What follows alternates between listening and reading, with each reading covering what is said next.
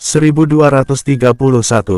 Bulan September, tahun 8736, era kelima Eternal Planet. Night Watcher Zero Damar menembakkan tembakan pertama ekspedisi selatan di kota Gore Mus Empire. Di malam itu, Night Watcher Zero Damar, Second Talia, dan Fort Lilia, membawa Dewa Mabuk, Smiley dan Satri ke kota bintang jatuh di Driemo. Di saat yang bersamaan, 9 orang Undying Flame dari kekuatan purba menyerang 9 kota Mouse Empire. Lalu pemimpin Night Watcher yaitu Iman menjadi komandan dengan membawa 8 kesatrian Night Watcher kota Phoenix, dan ratusan ribu Night Watcher untuk menyerang kota Bas. Di semua kota yang ada di Moose Empire, orang-orang low class pun bangkit dan membuka gerbang bagi Night Watcher untuk menyambut mereka memasuki kota. Perilaku Night Watcher yaitu rukun dengan sesama manusia, saling menghormati, dan saling merangkul satu sama lain, menjadi idaman mereka. Tekad Night Watcher sederhana, yaitu berperang untuk memenangkan hati rakyat dan memenangkan dunia. Night Watcher dan pasukan kekuatan purba, dalam kurun waktu 1 hari mengambil Moose Empire dan secara resmi membuka jalan ekspedisi selatan kota Phoenix. Keluarga Luanda di kota Phoenix, orang-orang dari mereka yang ditunjuk untuk menulis sejarah mencatat perubahan Eternal Planet pada hari ini. Catatan mereka adalah yang paling detail. Ini mencakup beberapa rencana serangan Night Watcher yang dicatat secara rinci. Tentu saja, di banyak tempat para pencatat sejarah ini juga sedang melakukan rekam jejak. Mereka mungkin tidak merekam dengan detail seperti itu, tetapi segala sesuatu yang terjadi pada hari ini cukup untuk mengguncang keseluruhan sejarah Eternal Planet. Pada hari yang sama, Driemo mengirim 5 ahli bela diri di tingkatan ke-7 Danau tak berujung Driemo, membawa ratusan ahli bela diri di tingkat Eternal Undying Flame yang termasuk ke dalam tingkatan ke-6 Danau tak berujung Driemo dan tiba di Eternal Planet bagian selatan. Di antaranya ada seorang panglima terkenal dalam sejarah Eternal Planet yang bernama Jamie. Dia adalah seorang tokoh pada masa Kaisar Gesa. Kaisar Gesa tidak bisa menjadi orang pertama yang sepenuhnya menguasai Eternal Planet, yang tentunya ada hubungannya dengan Jamie ini. Seni perangnya tak tertandingi di dunia dan bisa disebut dia sangat baik dalam memimpin operasi pasukan.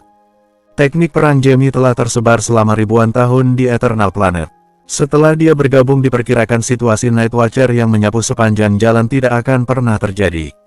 Selama periode ini, suku Hades bergabung untuk membereskan semua urusan besar di belakangnya untuk Night Watcher. Sudah hampir setengah bulan ini, bagian utara diambil alih oleh Night Watcher, dan negara Republik pun terus berkembang. Pada saat ini, di markas Night Watcher di kota Phoenix, Hugo, Damar, dan senior Night Watcher lainnya sedang duduk bersama, dan kebanyakan dari mereka mengerutkan dahinya. Berdasarkan kemajuan yang ada saat ini, hampir tidak mungkin untuk memenangkan seluruh kutub selatan dalam waktu 3 tahun, kata Hugo sambil menghela nafas panjang. Bukan masalah, alasan mengapa kita harus memenangkan kutub selatan dalam waktu 3 tahun adalah karena Sun menggunakan Guntur untuk mengancam kita. Kali ini selama kita berhasil membawa Guntur dan Minamo kembali, kita tidak perlu secemas ini, kata Damar. Ya, dalam setengah bulan ini, Damar kembali ke kota Phoenix. Tapi dalam setengah bulan terakhir ini dia belum begitu merasa tenang. Selain fakta bahwa Driemo telah mengeluarkan kekuatan terakhirnya ke kutub selatan, ada berita lain juga yang mengejutkan. Di sebuah oasis dalam gurun 1000 tebasan, di mana ada orang yang bisa mengendalikan binatang buas. Mereka muncul di Eternal Planet dan pergi ke Hades Palace. Bencana yang ditakuti orang-orang dari Eternal Planet, dikatakan tetua bintang Fajar muncul di kota Phoenix namun kemudian dia menghilang. Night Watcher Damar di gurun 1000 tebasan menangkap Sultan Muda Hades Palace, dan mengirim pesan pada Hades Palace untuk menukarnya dengan Guntur dan Yani dari kekuatan purba. Kedua belah pihak dalam kurun waktu 3 hari akan menyerahkannya di Toba kuno. Ini adalah dialog pertama kalinya secara nyata antara Night Watcher dan Hades Palace.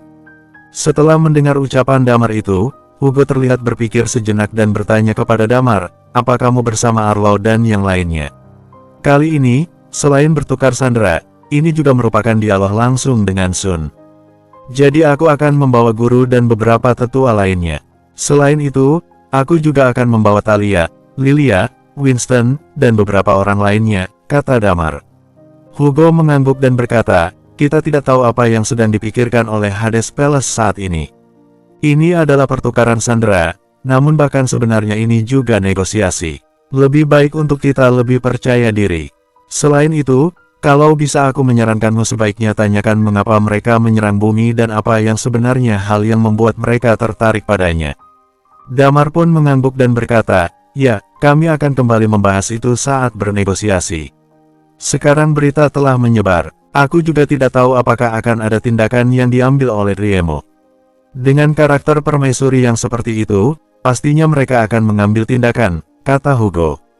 Tetapi semua itu tidak penting. Pertama-tama kita harus bisa mendapat Guntur kembali. Kita tidak mempunyai maksud untuk menghalangi apapun, jadi kita setidaknya bisa lebih bebas.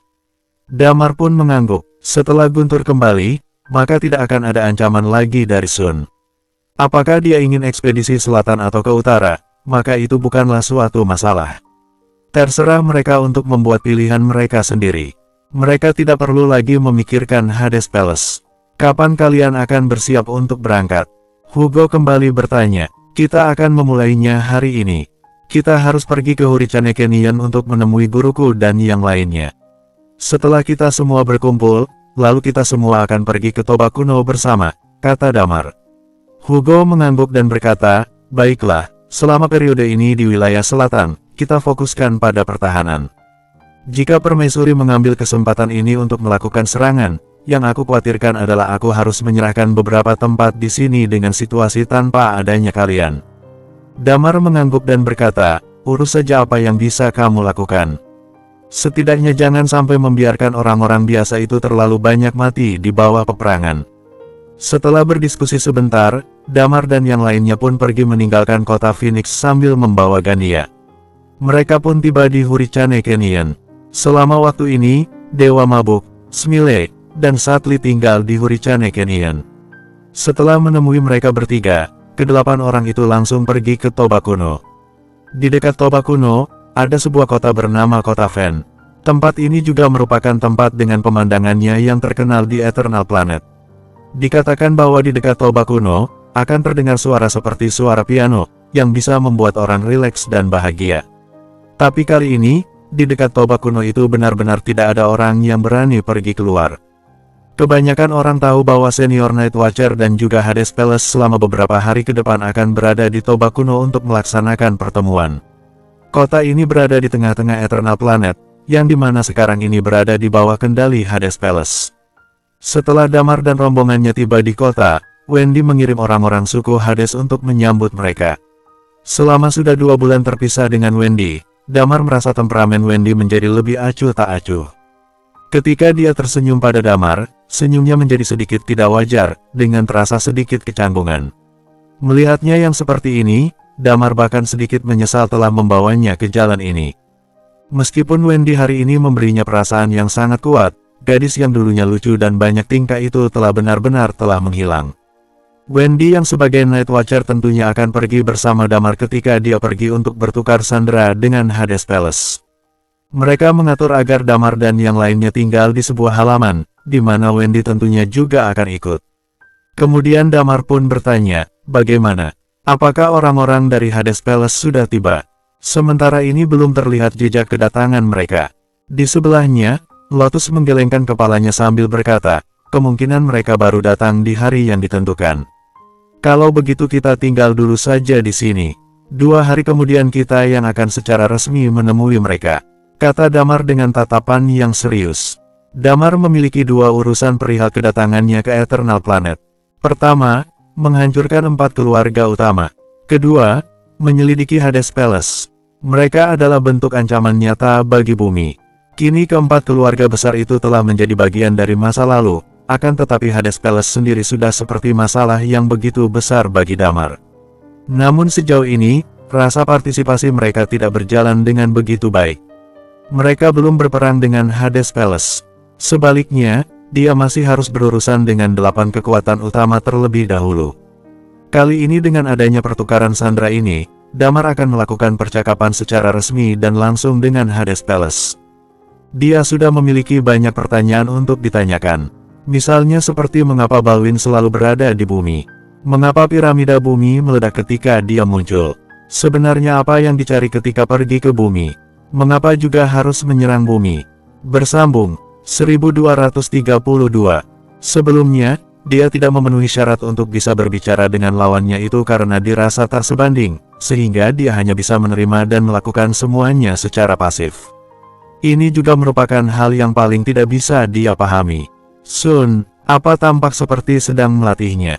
Apa dia merasa terlalu sibuk dan merasa dirinya sangat tinggi dari yang lainnya, jadi dia sengaja melatih seseorang, kemudian membunuhnya untuk kesenangannya? Tapi Damar berpikir kemungkinan ini sangat kecil. Jika bisa, dia berharap menemukan semua alasannya melalui percakapan ini. 2 hari pun berlalu dengan tenang. Tanpa disadari, sudah waktunya bagi kedua belah pihak untuk saling bertukar sandera. Pada hari ini, Damar pun terbangun lebih awal. Setelah membersihkan dirinya, dia pergi ke halaman dan duduk di sana. Di halaman, Damar menemukan bahwa Dewa Mabuk, Smiley dan Satli juga sudah ada di dalam sedang duduk. Terlihat kecemasan dari raut wajah Smiley dan Satli. "Tetua, apa kalian sedang mengkhawatirkan sesuatu?"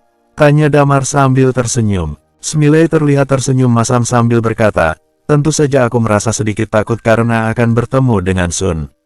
Sun selalu ingin membunuh kami dan saat dia nanti melihat kami lagi, aku cemas kalau dia akan langsung menyerang kami. Ada aku di sini," kata Dewa Mabuk. "Mungkin aku tidak bisa mengalahkannya, tapi tetap tidak masalah jika membiarkan kalian mundur." Berbicara sampai di sini, kemudian dia pun menatap Damar sambil berkata, "Kalau aku nanti sampai mati, aku akan menyerahkan pedang ini padamu. Ini hanya negosiasi saja, aku tak akan menyerangnya," kata Damar. "Bersiaplah untuk yang kemungkinan yang terburuk," kata Dewa Mabuk dengan tenang. "Jika aku mati, pelihara juga anjingku dengan lebih baik." Damar pun jadi tercengang saat melihat tingkah mereka yang seperti akan mati itu. Ketika membicarakan tentang Sun, Dewa Mabuk dan para generasinya itu tampaknya sangat berat. Ini adalah keberadaan generasi yang memaksanya. Pada generasi sebelumnya, terkecuali Kaisar Vas, tidak ada satupun yang bisa menandinginya. Damar hanya tersenyum. Kemudian dia menatap Dewa Mabuk sambil berkata, "Aku mengundang kalian untuk datang kali ini, yaitu jika Sun ingin bertarung dengan kita maka singkatnya aku yang akan lebih mati terlebih dulu." Dewa Mabuk mengernyitkan alisnya saat Damar berbicara seperti itu, kemudian dia berkata, "Ini bukan menjadi giliranmu. Aku sudah hidup begitu lama, dan juga rasanya aku mulai bosan. Selain itu, kamu harus berjanji padaku untuk tidak membiarkan Eternal Planet dikuasai oleh Sun. Jika aku mati, pergi temui Permaisuri. Bersatulah dengannya." Sebenarnya, tidak ada yang salah dengannya, selain senang memperhitungkan orang lain dan ingin menguasai dunia sepenuhnya. Mungkin, kamu bisa meyakinkannya dan buat dia patuh terhadap sistemmu itu. Bisa dibilang hal itu juga semacam pencapaian kebajikan bagi orang-orang Eternal Planet. Kamu juga bisa bekerja sama dengannya. Damar merasa bahwa apa yang diucapkan oleh Dewa Mabuk itu semakin menjadi, sepertinya dia benar-benar siap untuk mati. Melihat kepercayaan dalam dirinya itu, hati Damar menjadi gelisah tanpa alasan. Keberadaan Sun adalah tekanan yang begitu besar. Dia bahkan, rasanya ingin membatalkan saja pertukaran sandera ini. Dederetete deder, panggilan dari Dewan, panggilan dari Dewan. Kemudian Damar mendengar suara komunikator yang berdering. Damar sedikit terkejut, dia tidak menyangka Dewan akan meneleponnya. Dewan telah kembali ke bumi, jadi dia pikir mungkin Dewan baru akan kembali nanti. Tanpa diduga, Dewan ternyata tiba-tiba sudah memberi kabar. Peran Dewan dalam peperangan tidaklah begitu besar. Oleh karena itu, Damar bisa memahami jika dia akan lebih menghabiskan lebih banyak waktu di bumi dan menghabiskan lebih banyak waktu dengan putri dan istrinya. Kekuatannya masih terletak pada kemampuan tempur individu. Damar mengatur sejenak perasaannya kemudian berkata, "Angkat panggilannya." Setelah telepon itu terhubung, Dewan dengan nada suara yang cemas pun berkata, "Damar, terjadi sesuatu di bumi." Damar sangat terkejut ketika mendengar ucapan Dewan.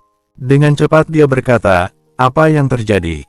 Apa terjadi serangan oleh orang-orang dari planet lain? Tidak jelas juga bagaimananya di sini. Kalian sekarang ada di mana? Aku akan bergegas ke sana mencari kalian. Aku sekarang sudah sampai di kota Ven," kata Dewan terburu-buru. Damar tidak menyangka kalau Dewan sudah sampai di kota Ven. Damar pun kemudian memberitahukan alamatnya. Sekitar 10 menit kemudian, sebuah sosok pun tiba-tiba muncul di halaman. Damar cukup terkejut saat dia melihat kedatangan Dewan dan langsung berkata, "Apa kamu sudah berhasil mencapai tingkatan baru?" Melihat kamu yang sekarang ini, sepertinya kamu sudah berada di tingkatan peak Eternal Undying Flame. Dewan pun mengangguk. Damar mengerutkan dahinya dan bertanya, apa sebenarnya yang sedang terjadi dengan bumi? Apa ini ada hubungannya dengan tingkatan barumu itu? Dewan mengangguk, kemudian berkata sambil memandang Damar, di kepulanganku kali ini aku lebih sering tinggal di rumah. Kemudian suatu hari ada seorang pria parubaya yang berusia sekitar 40 atau 50 tahunan datang mencariku. Dia berkata dia berasal piramida dan bisa membantuku untuk menembus tingkatan Eternal Undying Flame. Lalu, tanya Damar dengan perasaan yang tidak enak. Apa yang kamu lakukan? Tidak ada, dia hanya memintaku untuk memberimu sesuatu, kata Dewan. Kemudian dia melepas ransel di belakangnya dan mengeluarkan suatu benda dari dalam ranselnya itu. Kemudian dia mengeluarkan sebuah kotak besi persegi panjang dari ranselnya. Damar sedikit terkejut ketika melihat kotak besi itu. Kotak besi ini adalah sebuah cara untuk menyimpan informasi. Damar kehilangan ingatannya karena untuk merebut kotak besi ini. Bumi tidak memiliki teknologi yang seperti ini. Kotak ini dienkripsi lapis demi lapis. Teknologi bumi tidak dapat melakukannya. Dia memberikan ini padamu, tanya Damar. Dewan mengangguk dan berkata, iya. Dia memintaku untuk memberikan benda ini padamu, dan juga. Berbicara sampai di sini, dia dengan hati-hati menatap Damar dan berkata, dan juga dia bilang. Dia membawa orang tuamu pergi. Dia bilang, ada berita tentang mereka di dalam kotak besi ini. Kamu bisa pergi mencari Sun. Sun dapat memecahkan kode di kotak itu. Apa? Rasanya Damar ingin meledak saat mendengarnya. Saat ini setelah mengalami banyaknya hal yang terjadi, dia merasa seluruh isi kepalanya menjadi kosong saat ini. Dia adalah Night Watcher, menjaga banyak sekali manusia, menjaga bumi, demi orang-orang di bumi. Dia bertarung di tempat lain, tetapi pada akhirnya, malah orang tuanya lah yang kini dibawa pergi. Damar, tenang dulu. Di belakangnya Lilia yang mendengar hal tersebut langsung berlari menghampiri Damar dan mencoba menenangkannya. Damar mencoba yang terbaik untuk menahan emosi dan perasaannya saat ini. Dia menggertakkan giginya dan berkata, apa kamu sudah memeriksanya? Orang tuaku, aku sudah pergi untuk mencarinya, tetapi mereka memang menghilang, kata Dewan. Pria itu berkata, alasan dia melakukan semua ini hanya demi untuk meminta penjelasan untuk putrinya. Ketika Dewan mengatakan ini, dia kemudian menatap Damar dan berkata, dia bilang, nama dia adalah Adrian. Dia adalah ayah mertuamu, ayahnya Sisi. Kepala Damar terasa berdengung saat ini. Adrian, ayahnya Sisi. Apa hubungannya dengan piramida? Apa hubungannya dengan Sun? Damar tidak pernah berpikir bahwa hal-hal ini akan bisa saling berkaitan. Selain itu, Adrian meninggal tak lama setelah dia memasuki pengadilan. Dia menguburnya sendiri. Pada saat ini, dia merasa bahwa semuanya benar-benar telah ditakdirkan. Adrian pernah menyelamatkannya di awal, mungkin. Itu bukan hanya sebuah kebetulan saja. Orang itu memintanya untuk meminta Sun membuka kotak besi ini. Sudah jelas bahwa ada hubungan antara dia dan Sun. Apa dia orang dari pihak Sun? Tanya Damar. Aku juga tidak tahu. Dia tidak banyak bicara. Dia hanya bilang dia sedang menunggu. Lalu kenapa dia membantuku pun, dia juga tidak banyak mengatakannya. Kata Dewan, ayo kita pergi. Kata Damar sambil perlahan menarik napas dan mencoba yang terbaik untuk menenangkan dirinya. Dia mendongak dan berkata, pergi ke Toba kuno. Mungkin dia akan tahu segalanya saat bertemu dengan Sun. Ada banyak pikiran yang muncul di benak Damar ketika berita tentang Dewan menyebar. Hal ini pasti ada hubungannya dengan orang-orang piramida dan Sun. Jika tidak mungkin kebetulan datang. Terlebih lagi kembalinya Sun bertepatan dengan waktu ledakan piramida di bumi. Ketika Iman dan yang lainnya datang ke Eternal Planet untuk pertama kalinya, mereka sudah menyebut masalah ini. Seseorang yang sangat kuat keluar dari sana, tetapi orang itu menghilang begitu saja. Damar berpikir bahwa orang ini mungkin adalah ahli bela diri yang tersisa dari Hades Palace. Bagaimanapun, piramida ini berkemungkinan besar merupakan tempat untuk menyembuhkan luka. Dulu dia berpikir bahwa itu mungkin digunakan oleh Balwin. Balwin telah tinggal di bumi untuk waktu yang lama dan baru-baru ini kembali ke Eternal Planet. Dia bahkan berpikir bahwa ini mungkin adalah kuil neraka Yama. Namun, tidak peduli betapa abu-abunya masalah ini, orang ini pasti Adrian Raharjo. Bersambung, 1233. Damar sebenarnya tidak tahu terlalu banyak tentang Adrian Raharjo. Damar hanya ingat bahwa ketika dia sedang dalam misi di kota JC, dia terluka parah dan hampir terbunuh oleh Palu, kemudian dia diselamatkan oleh Adrian Raharjo. Ketika Damar bangun, dia sudah terbaring di rumah sakit. Adrian meninggal tidak lama setelah Damar masuk ke keluarga Raharjo. Sisi dan Narnia, ibu dan anak ini pasti tidak akan mengerti masalah ini. Mereka adalah orang paling biasa di antara semua orang biasa. Oleh karena itu, satu hal yang pasti adalah Adrian memiliki hubungan dengan Sun. Adrian adalah seorang ahli bela diri yang sangat kuat. Sisi dan Narnia sama sekali tidak mengetahui hal ini. Dr. T juga sudah pernah menyebutkan bahwa Tigreal pernah memberitahunya bahwa ada kekuatan yang tidak diketahui tentang Hades Palace di bumi. Pergi sekarang, pergi ke Toba kuno. Damar tidak tenang sama sekali ketika masalah ini melibatkan orang tuanya. Saat ini, dia hanya ingin menyelesaikan serah terima sesegera mungkin dan di waktu yang bersamaan meminta Sun untuk membantunya menghancurkan kotak. Tidak peduli berapapun harga yang harus dibayar, dia akan kembali ke bumi dan menyelamatkan orang tuanya. Damar, jangan terlalu cemas. Kali ini, Dewa Mabuk mengerutkan keningnya. Kamu bilang pria itu bernama Adrian, kan? Benar, Damar menganggukkan kepalanya dengan cepat. Pada saat ini, Dewa Mabuk merenung sejenak dan melihat ke arah lotus yang ada di sebelahnya. Jika aku tidak salah ingat, ada orang di samping Kaisar Vas yang bernama Adrian. Dia adalah seorang Immortal Undying Flame. Dia memiliki sebuah karakteristik yang disebut sebagai karakteristik magis. Aku ingat bahwa tulang Kaisar Vas dan Lady Phoenix dibawa kembali olehnya, ucapnya dengan serius. Karakteristik magis, apa maksudnya? Lilia tercengang. Bagaimana aku bisa menjelaskannya? Ya, orang ini bisa melakukan banyak trik. Ketika dia bertarung, dia sering sekali menggunakan ilmu hitam. Hal ini mengarah kepada satu hal, yaitu dia sangat suka menggoda orang. Jadi, sekarang bisa saja yang dia berikan padamu adalah ilmu hitam untuk menggodamu. Ucap Dewa Mabuk. Damar terkejut, tetapi di dalam ingatannya Adrian adalah orang yang sangat baik. Damar sendiri juga tidak bisa berkomunikasi dengan piramida.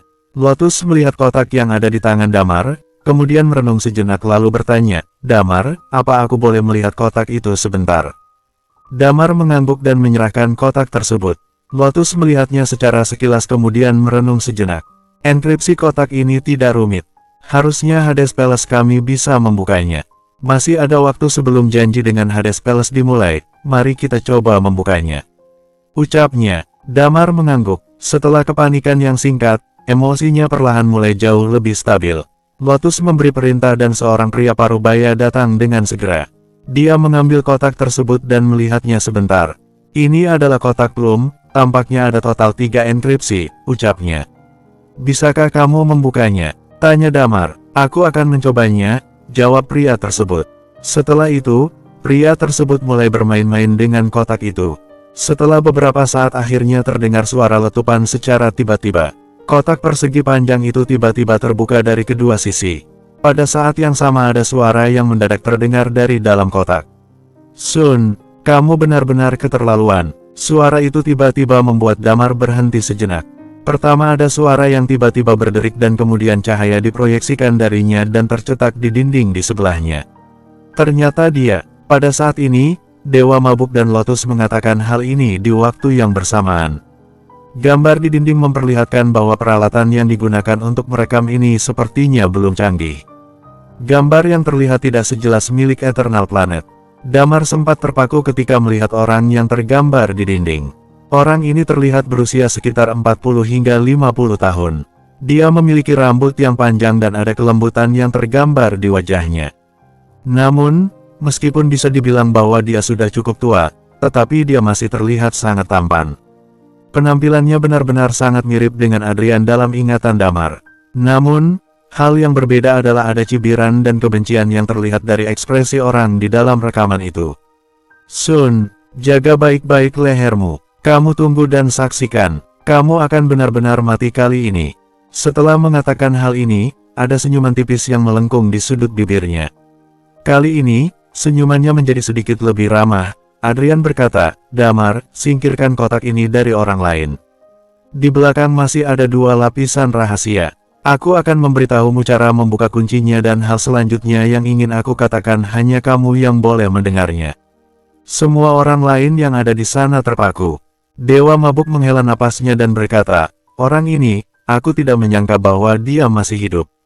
Kalau dilihat dari cara bicaranya, dia pasti orang yang selalu ada di samping Kaisar Vas. Sepertinya orang tuamu juga tidak sedang dalam bahaya apapun. Diperkirakan setelah kamu membuka dua kunci lainnya, kamu akan paham semuanya dengan jelas." Dia langsung menghilang di tempat.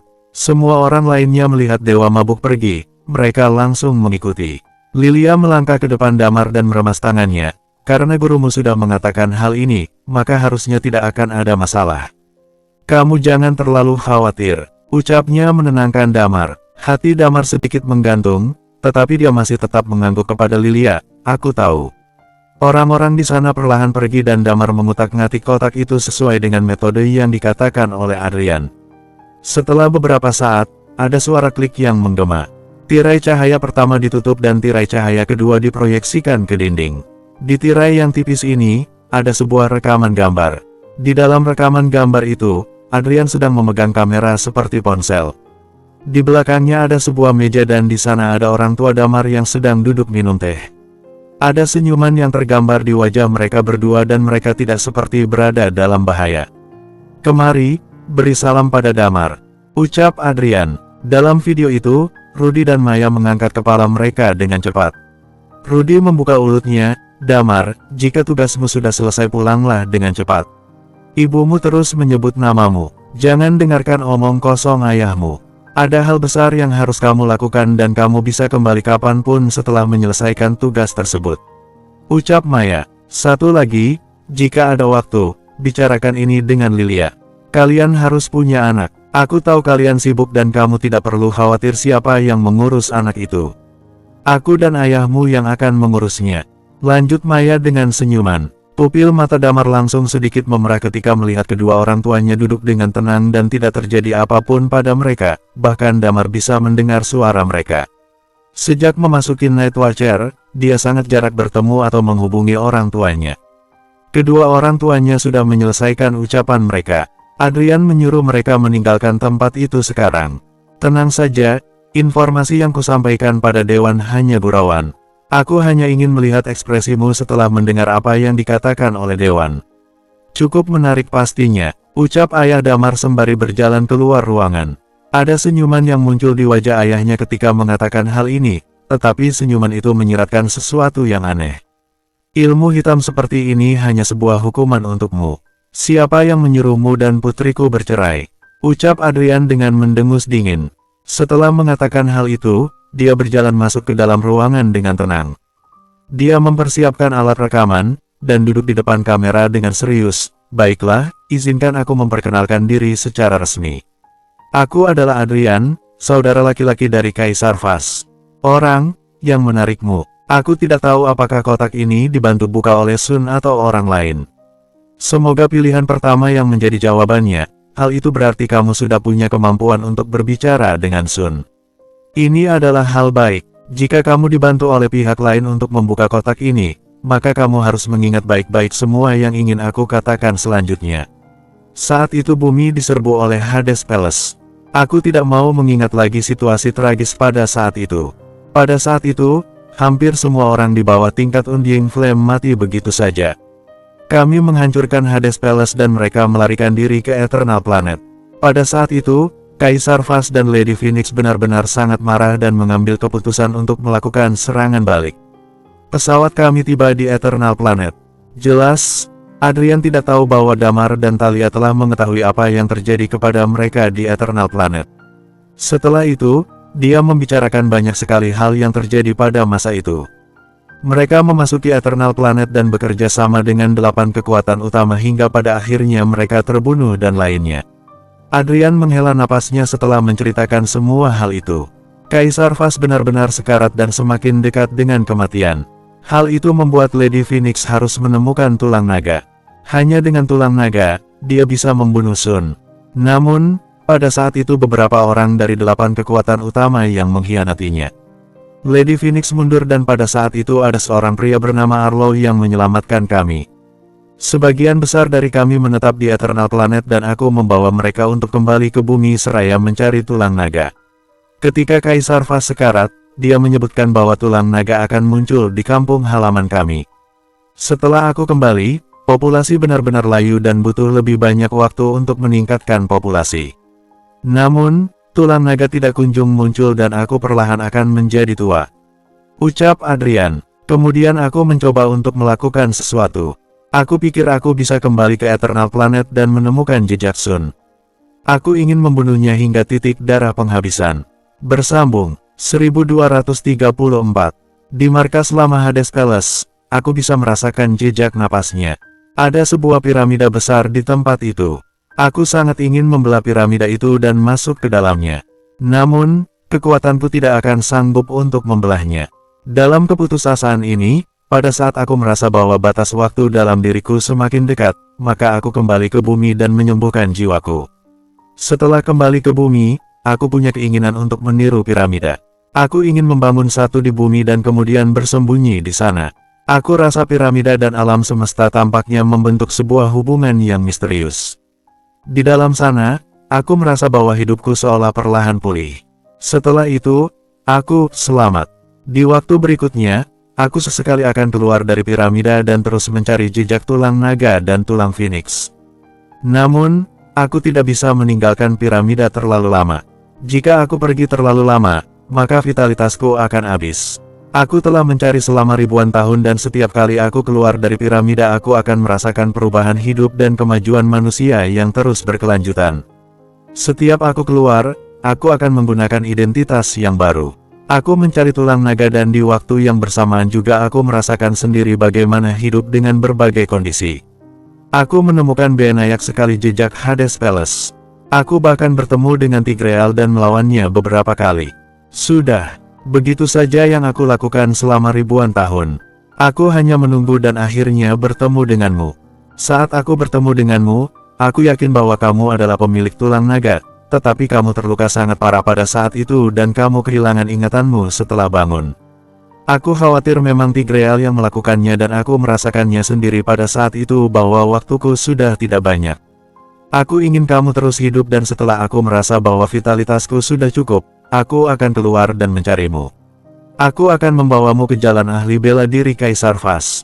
Tentu saja, ada tingkat keegoisan tertentu di sini karena aku tahu bahwa kamu adalah pemilik tulang naga dan kamu ditakdirkan untuk hidup dengan cara yang luar biasa di dunia ini. Sedangkan aku hanya menikah sekali sepanjang hidupku dan memiliki seorang anak, Sisi. Pada saat itu vitalitasku sudah hampir habis dan aku harus berpura-pura mati dan kembali ke piramida dulu. Ini juga merupakan sebuah kesalahan yang sangat besar karena aku tidak memikirkan keluarga. Aku hanya ingin menemukan pemilik tulang naga lebih cepat.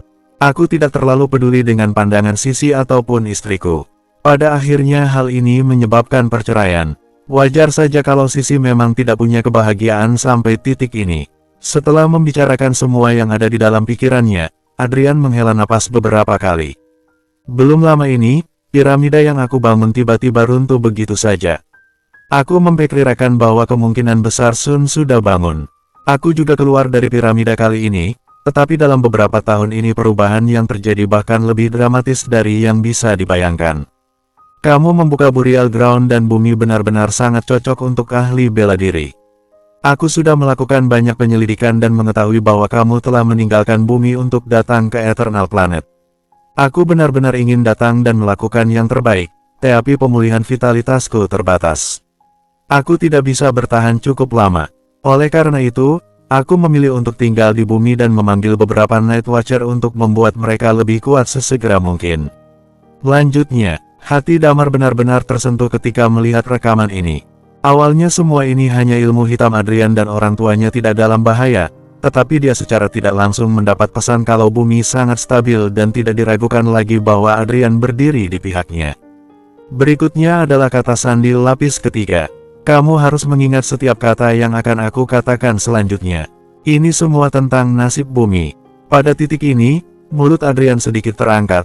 Apakah kamu tahu, mengapa Hades Palace menginvasi bumi? Jika kamu ingin tahu, maka kamu harus membuka sendiri lapisan ketiga. Damar sedikit bingung ketika mendengar hal ini, bahkan ada keinginan untuk memarahi Adrian di dalam hatinya. Adrian yang ada di dalam rekaman kali ini memang sangat berbeda dengan apa yang dia ingat. Pada saat ini, Adrian tampaknya memiliki kepribadian yang suka melarikan diri dan semua yang dia katakan dan lakukan memiliki unsur tidak ikhlas. Adrian seperti orang yang akan menagih sesuatu di akhir, sedangkan Adrian yang sebelumnya sangat rendah hati dan jujur. Namun, untungnya setelah Adrian mengucapkan kalimat ini dia langsung tersenyum memandang Damar. Aku hanya bercanda. Aku sudah lama tidak menggoda orang dan tidak bisa menahannya. Selanjutnya, ikut sesuai petunjukku dan mulai pecahkan kata sandi ketiga. Damar mulai melakukan sesuai dengan apa yang diperintahkan oleh Adrian. Setelah beberapa saat, cahaya di rekaman kedua secara perlahan menjadi gelap. Tidak lama kemudian, tirai cahaya lain datang dan menabrak tirai yang ada di depannya. Sosok Adrian muncul di dalam rekaman lagi. Pada saat ini, dia duduk dengan tegak dan ekspresi di wajahnya sangat serius. Damar, hal pertama yang harus kamu ketahui adalah tentang Sun. Sebenarnya tujuan Sun menginvasi bumi pada saat itu sangat sederhana. Pertama adalah untuk energi dan yang kedua adalah untuk menemukan habitat. Ini adalah apa yang disampaikan oleh Kaisar Vas sebelum kematiannya. Dia berbicara dengan Sun sepanjang malam sebelum pertempuran. Sun pernah ingin Kaisar Vas untuk melakukan gencatan senjata, bekerja sama, dan menang bersama. Namun, Hades Palace sudah membantai manusia yang tak terhitung jumlahnya. Di antara kami hanya ada perseteruan darah dan tidak ada kemungkinan untuk bernegosiasi. Keduanya berbicara hingga titik di mana mulut sudah tidak bisa mewakilkan pikiran. Mereka mulai bertarung dan pertempuran akhirnya pecah. Alasan mengapa Sun dan Hades Palace menginvasi bumi sangat sederhana. Alam semesta sangat besar dan beberapa peradaban telah dikembangkan ke tingkat yang lebih tinggi. Ada juga beberapa peradaban yang masih sangat primitif. Jumlah orang mereka tidak banyak dan bahkan mereka masih bertani saking terbelakangnya. Ada beberapa peradaban yang memiliki kondisi kehidupan yang sulit, tetapi perkembangan teknologinya cukup tinggi. Untuk lingkungan hidup yang lebih baik, mereka mulai menjelajahi langit berbintang dan mencari habitat yang lebih baik. Ketika dua peradaban yang bertolak belakang bertemu satu sama lain, apa yang akan mereka lakukan? Tanpa Adrian jelaskan juga Damar sudah memahami apa maksud perkataan ini. Ketika seseorang berpendidikan menemukan peradaban yang lebih rendah, maka peradaban tingkat rendah ini cocok untuk dijadikan tempat hidup.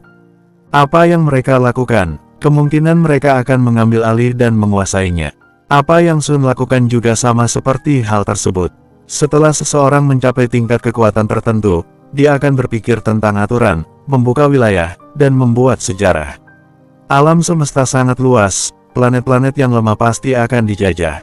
Mereka akan diserbu karena yang kuat pasti akan punya lawan dan disusul oleh orang lain. Mereka tidak tahu apa yang akan terjadi pada peradaban kecil itu ke depannya, jadi hal terbaik bagi mereka adalah menjajahnya dan membuat mereka tidak bisa berkembang. Tentu saja, seperti apa yang kamu pikirkan bahwa pada awalnya mereka hanya menyerbu untuk mengambil alih wilayah, tetapi sekarang semuanya sudah berubah. Keberadaan bumi adalah harta karun terbesar dan ada tulang abadi dengan jumlah yang sangat besar di sana. Ada sisa ahli bela diri yang sangat kaya dan tak terhitung jumlahnya. Warisan ini cukup bermanfaat untuk peradaban manapun. Damar terdiam sejenak. Dia memiliki banyak pemikiran di benaknya tentang invasi Hades Palace ke bumi. Damar sudah mulai mengerti banyak hal dengan lebih jelas berdasarkan penjelasan Adrian. Misalnya, mengapa Hades Palace selalu tidak melakukan apapun terhadap bumi? Karena ada Adrian di bumi. Pada titik tertentu bisa dibilang bahwa Adrian selalu menjaga bumi selama ribuan tahun sebelum Damar dan yang lainnya muncul. Karena keberadaannya, Tigreal dan yang lainnya tidak berani bergerak. Setelah Sun kembali, dia bertemu dengan Damar sekali tetapi Dewa Mabuk ada di sampingnya dan sulit untuk membunuh Damar. Selain itu, 8 kekuatan utama sudah berdiri selama ribuan tahun. Kali ini mereka kartu AS mereka, 6 tokoh legendaris dari danau tak berujung muncul. Siapa yang tahu bahwa mereka memiliki senjata tersembunyi tersebut? Oleh karena itu, biarpun mereka sekuat Sun, tetapi mereka tidak akan punya cara untuk memakan Hades Palace sekaligus. Mereka ingin memanfaatkan kekuatan dan tangan Damar. Meskipun Damar sendiri juga mengalami kemajuan yang sangat pesat, tetapi fondasi kota Phoenix masih sangat kurang. Hades Palace selama ini mengandalkan cara mereka memerintah. Sun dapat dengan cepat mengumpulkan kekuatan besar yang mengerikan. Sun bahkan memiliki banyak Immortal Undying Flame di sisinya. Oleh karena itu, jika dibandingkan maka semua hal yang dimiliki oleh Damar masih di permukaan. Sejauh ini, Damar dan Night Watcher tampaknya menjadi kekuatan ketiga di Eternal Planet, tetapi pada kenyataannya mereka masih pion. Awalnya, Permaisuri ingin menggunakan Damar untuk membunuh Sun, tetapi pada akhirnya Sun yang mempercepat kematian 8 kekuatan utama. Bersambung 1235. Bagaimanapun, ekspedisi Selatan Damar pasti akan melibatkan banyak perhatian dari berbagai negara. Damar merasa bahwa ada titik cahaya yang mulai menerangi pikirannya setelah mendengar apa yang dikatakan oleh Adrian. Pada saat ini, Adrian membuka mulutnya lagi, oleh karena itu, bumi membutuhkan pengembangan. Hal yang paling penting adalah teknologi dan seni bela diri. Hal kedua, kali ini Adrian melanjutkan ucapannya, kami tertipu ketika kami berada di Eternal Planet. Manusia dari Eternal Planet berada di bawah perang jangka panjang. Mereka memanfaatkanmu untuk kepentingan mereka sendiri. Mereka ingin bekerja sama denganmu dan setelah mendapatkan keuntungan itu mereka akan berkhianat dan menusuk dari belakang. Hal ini juga terjadi di tempat lain. Sekarang demi ancaman makhluk luar angkasa, kamu akhirnya memiliki komunitas. Meskipun ancaman itu dicabut, peperangan akan terus berlanjut. Ini adalah tempat yang diisi dengan manusia, jadi kamu harus mengingat kalimat ini baik-baik. Jika mereka bukan bagian dari kita, maka hati mereka pasti akan berbeda. Kamu boleh bekerja sama dengan beberapa orang dan kekuatan lain di Eternal Planet, tetapi, cobalah untuk tidak mengungkapkan identitasmu sebagai manusia di bumi. Cobalah untuk tidak mempercayai mereka terlalu dalam. Damar terdiam sesaat ketika mendengar hal ini. Pada saat ini, kekuatan Purba dan suku Hades adalah pihak yang bekerja sama dengan Damar, bahkan Wendy sepertinya akan menjadi kepala dari suku Hades. Damar dan yang lainnya datang ke sini kali ini dan tidak pernah kembali. Sepertinya Adrian yang selama ini di bumi tidak mengetahui semuanya. Hal ketiga adalah warisan antara kamu dan Lady Phoenix.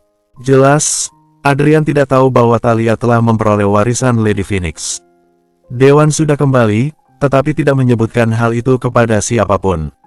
Adrian juga sepertinya tidak menginterogasi Dewan. Tentu saja, Dewan juga tetap tidak akan menjawabnya meskipun ditanya. Setelah berbicara tentang warisan Lady Phoenix, Adrian kembali membuka mulutnya. Hal selanjutnya adalah tentang warisan Kaisar Vas. Kaisar Vas memiliki kultivasi pedang ganda. Pedang ini benar-benar sangat kuat dan kamu juga sepertinya sudah mendapatkan teknik pedang ini di Burial Ground. Selanjutnya adalah teknik pedangnya. Teknik pedang ganda milik Kaisar Vas tidak ada tandingannya. Terakhir, aku ingin mengirimkanmu kejutan. Adrian tersenyum tipis. Boom! Ketika suara itu terdengar, kotak itu tiba-tiba mengeluarkan suara retakan yang sangat keras. Damar benar-benar sangat terkejut. Jelas, ini adalah kejahilan Adrian lagi. Kotak itu terkoyak dan pada bagian bawahnya ada sebuah buku yang muncul. Ada dua tulisan yang tertulis di atasnya. Sky Sword. Damar menghela napas panjang setelah mendengarnya. Batu yang menggantung di dalam hatinya dan seolah jatuh tergeletak di tanah. Sepertinya sekarang bumi bukan lagi tempat tanpa latar belakang. Keberadaan orang seperti Adrian di bumi menunjukkan bahwa bumi memiliki latar belakang yang sangat luar biasa. Dia bisa membuat seorang dewan yang sedikit kurang dalam seni bela diri mencapai Eternal Undying Flame. Hal ini membuktikan bahwa memang ada banyak tempat kuat untuk berkultivasi di bumi. Hanya saja, mereka telah dikubur di Burial Ground selama bertahun-tahun. Meskipun semua catatan kuno di Burial Ground telah keluar, tetapi Damar dan yang lainnya belum mengamatinya dalam skala besar. Damar menunjukkan senyum lega ketika memikirkan semua ini. Benar, dia tidak pernah sendiri. Lelucon kecil Adrian membuatnya merasakan adrenalin naik roller coaster. Damar mengambil Sky Sword dan melihatnya. Dia menemukan bahwa ada kecocokan pikiran dan teknik pada Sky Sword ini. Di antaranya ada beberapa gerakan. Eight Shadow Sky Sword hanyalah salah satu di antaranya. Damar menemukan bahwa apa yang dia gunakan sebelumnya hanya teknik permukaan. Setelah mencocokkan latihan, maka kekuatannya diperkirakan akan jauh lebih kuat. Namun, sekarang dia tidak punya waktu untuk belajar. Waktu serah terima yang disepakati dengan Hades Palace akan segera tiba. Damar menghela napas panjang dan berjalan keluar. Ada Dewa Mabuk dan yang lainnya yang sudah menunggu di luar dalam keadaan cemas. Mereka semua langsung tampak bersemangat setelah melihat Damar keluar. Bagaimana? Tanya mereka. Lilia meraih tangan Damar. Damar menghela napas lega. Ini memang hanya sebuah lelucon. Dia sepertinya menyamar sebagai Night Watcher dan mengajak orang tuaku untuk minum teh, kemudian membuat rekaman tersebut. Dia benar-benar sangat mengejutkanku, jawab Damar. Dewa mabuk melengkungkan sudut bibirnya. Orang ini masih sama seperti dulu. Pada saat itu, aku sudah tidak tahu berapa banyak orang dari 8 kekuatan utama yang kebakaran jenggot dibuatnya, ucapnya. Apakah dia sekanak-kanakan itu? Tanya Damar. Kekuatan magis adalah salah satu karakteristik langka. Kamu akan tahu jika sudah bertemu dengan mereka di masa depan. Jawab Dewa Mabuk sembari mendengus dingin. Aku kira sesuatu yang buruk terjadi. Lilia menghela napas panjang lega. Kalau begitu, apakah sekarang kita akan pergi ke Toba kuno? Tanyanya. Damar menganggukkan kepalanya dan kemudian merenung untuk waktu yang lama, lalu berkata, namun, kita harus lebih berhati-hati. Aku menemukan banyak hal dari informasi yang diberikan oleh Paman Adrian. Misalnya, aku bisa menebak mengapa Sun tidak pernah membunuhku. Dia sebenarnya tidak begitu percaya diri dalam mengambil langkah. 8 kekuatan utama telah terakumulasi selama ribuan tahun. Semua orang tahu ada berapa banyak ahli bela diri yang mereka miliki, jadi mereka ingin menggunakan tangan kita untuk menarik perhatian 8 kekuatan utama. Jawab Damar, dan kita semua adalah kekuatan-kekuatan terbaik. Mereka akan terus memperhatikan perubahan kita. Begitu perubahannya sudah berada di luar kendali mereka, maka mereka mungkin akan mengambil langkah untuk membunuh kita. Lanjut Damar. Ekspresi Thalia tiba-tiba berubah. Jika begitu, maka semuanya sudah jelas. Sekarang, aku dan kamu telah membuat terobosan. Lilia juga sudah menembus keunikannya. Tidak ada yang bisa memastikan apakah dia akan membiarkan kita pergi. Hal yang paling penting adalah guru dan 2 senior ada di sini. Tidak ada yang tahu apa Sun akan mempersulit langkah kita atau tidak, ucap Damar. Bagaimanapun, perjalanan ini adalah hal yang paling penting. Ada Guntur yang... Damar berhenti sejenak ketika mengatakan hal ini. Ada Yani yang telah berhasil ditangkap juga. Lanjutnya, perjalanan ke Oasis membuat mereka menemukan bahwa takdir Guntur dirancang oleh Yani. Hal itu membuat ada beberapa hambatan di antara Guntur dan Yani. Penangkapan Yani juga dirilis setelah dia mengungkapkan berita ke Hades Palace, maka dari itu Hades Palace keluar. Kejadian ini sangat mengejutkan bagi para leluhur. Sebenarnya Meli ingin ikut sejak awal. Bagaimanapun, Yani adalah anggota dari kekuatan purba dan dia memiliki karakteristik yang unik. Meskipun kekuatan purba selalu menyembunyikannya, tetapi kekuatan purba masih menjadikannya sebagai harapan. Namun, ekspedisi selatan membutuhkan beberapa Immortal Unding Flame yang stabil. Damar berjanji untuk membawa Yani kembali. Orang-orang dari kekuatan purba tidak perlu mengikutinya dan tetap tinggal di garis depan belahan bumi selatan. Kita beres-beres, kemudian berangkat, ucap Damar yang menghela napasnya perlahan. Ingat apa yang aku katakan padamu sebelumnya, ucap Dewa Mabuk sembari memandang Damar. Damar mengangguk. Ada sedikit perasaan kekhawatiran di wajah Smiley dan Satli. Mereka masuk ke dalam Maglev Car dengan cepat. Ditambah dengan Gandia dan Wendy, mereka bersepuluh naik ke Maglev Car, kemudian berangkat ke arah Toba kuno. Segera setelah mereka pergi, ada Toto yang berada tidak jauh dari tempat mereka. Toto sedang melihat semuanya yang terjadi di bawah sana dari atas. Kirim kembali berita itu. Damar dan yang lainnya sudah pergi ke Toba kuno. Perintahnya dengan suara yang tenang. Di belakangnya ada seseorang yang mengangguk di kegelapan. Baik. Damar dan Sun akan bertemu. Toto sedikit mengernyit kemudian duduk di sofa. Damar berkata bahwa kekuatan darah, gunung cermin, dan kekuatan jiwa akan dihancurkan. Sekarang kekuatan jiwa seperti ada dan tiada keberadaannya. Selain berlindung dari Driemo, Toto juga salah satu-satunya Immortal Unding Flame yang tersisa. Toto berpikir sejenak, lalu menggertakkan giginya. Dia berubah menjadi bayangan dan menghilang dari dalam ruangan. Toba kuno adalah tempat yang sangat terkenal di kota Ven. Tempat itu dapat dianggap sebagai kota pada hari biasa, tetapi beberapa hari terakhir tidak ada yang berani mendekati tempat ini. Ada banyak paviliun yang dibangun di dalamnya. Dia berada di depan ngarai. Ada sebuah danau dan di tengah danau ada paviliun besar. Damar dan yang lainnya berhenti di tepi danau, tetapi beberapa orang berikutnya tidak langsung terbang, tetapi memilih untuk naik perahu dan menuju ke tengah paviliun. Setelah mendekat, Damar mendengar ada suara piano seolah ada seseorang yang memainkan piano di telinganya. Musik ini benar-benar sangat cocok dengan pemandangan di sekitarnya dan membuat efek ketenangan. Tempat ini cukup bagus. Talia melihat ke sekeliling. Sayangnya, tempat ini dipenuhi dengan binatang buas dan orang-orang yang tinggal di sini berada di bawah terlalu banyak tekanan. Bisa diperkirakan hanya warga kelas atas yang mampu dan memenuhi syarat untuk menikmati kesenangan ini, ucapnya. Sudah datang. Pada saat ini, Damar, Dewa Mabuk, dan dua lainnya berbicara di waktu yang hampir bersamaan. Mereka semua menengadah menatap ke arah langit. Di ketinggian itu, ada sebuah pesawat yang melayang di udara dan kemudian di atas pesawat ada selusin sosok yang melompat terjun bebas. Lapisan kabut hitam mulai menyebar dan sekelompok orang itu mendarat dengan mantap di atas paviliun. Perahu Damar dan yang lainnya berhenti secara tiba-tiba. Damar mengangkat alisnya dan melihat ke atas paviliun, pupil matanya sedikit menyusut. Bersambung.